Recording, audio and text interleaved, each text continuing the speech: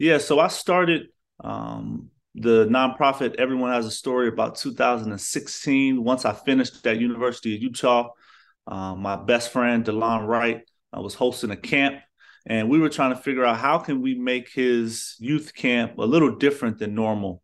And we came up with the idea of involving some form of mental health, mental wellness aspect. The first year we brought in a therapist and a sports psychologist to speak to the parents and just educate them on different risk factors, different areas that they can look for to maybe let them know that their child may be struggling.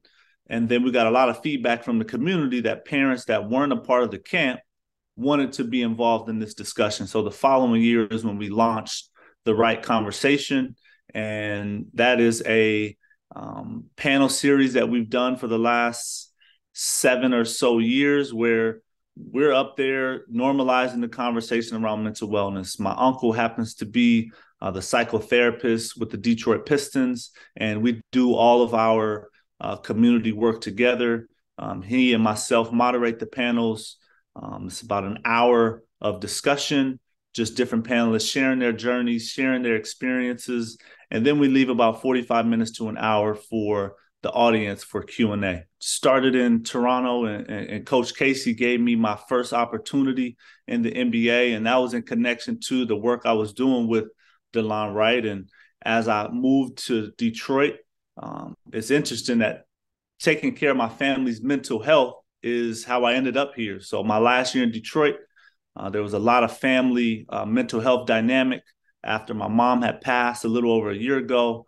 And I just felt that it was necessary for me to take a step away from the team and really be present with my family as we were struggling with a deeply rooted mental health situation. I had no idea where my coaching career would lead me, and that was really on the back burner. I was more concerned with taking care of the well-being of my family and those that were really negatively impacted by my mom's passing and that grief and loss process. For me personally, I can't speak for anyone else. It was trying to stay present, stay at focus at the task at hand in terms of preparing to win the basketball game in front of us.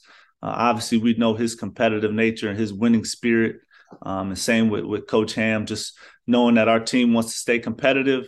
We want to stay together, right? And we want to stay accountable regardless of what record is approaching, but also giving it an honest amount of energy. Even I remember the day of just kind of recording myself as I entered the building and saying, man, what an unbelievable opportunity to witness this type of history, because the chances that anybody in our lifetime gets to see this again is very slim to none. And just making sure that you look around and you embrace the moment. I'm gonna be honest, I didn't see him come to the arena. I didn't check kind of the social media in terms of his outfit, but you could feel the energy in the building. And obviously with his abilities, 34, 36 points, I can't remember the exact number, is definitely a mark that he's able to reach. But it was a great experience just to be there and to be a part of such large history, for sure.